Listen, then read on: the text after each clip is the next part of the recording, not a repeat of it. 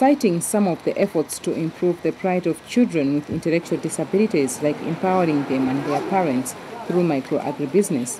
President Mrs. Joyce Banda urged leaders to use influence and political will to foster increased support and conducive environment for people with intellectual disabilities. Delivering her keynote address at the Global Development Summit, President Joyce Banda has called on the world to ensure that people with disabilities are not denied access to their basic needs. She said as a leader, mother, and human rights advocate, she will ensure that injustice and all forms of stigma on people with intellectual disabilities is exposed, and that the entire nation must realize their full potential and accommodate them in developmental plans. Dearest to my heart are children with disabilities, children whose needs and whose potential are generally ignored.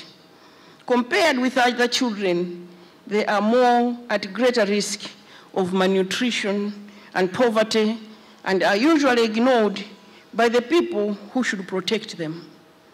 Children with disabilities are not only vulnerable to discrimination, but to outright segregation as well. They are the ones who will most likely never go to school and never enjoy the thrills of childhood. Many of them are hidden away, making it even harder for social services to reach them.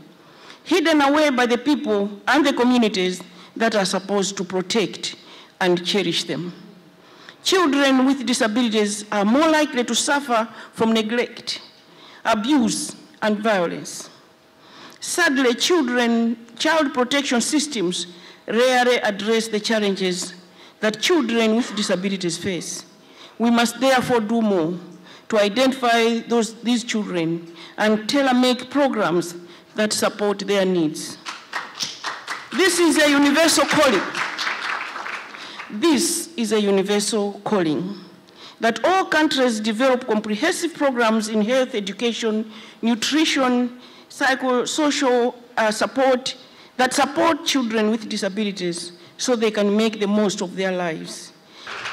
President Mrs. Joyce Banda has also pledged her commitment in working closely with Special Olympics, UN agencies, and the development community in support to her wish to host an African Leaders Forum in Malawi, where the plight facing those with intellectual disabilities in an African context will be addressed.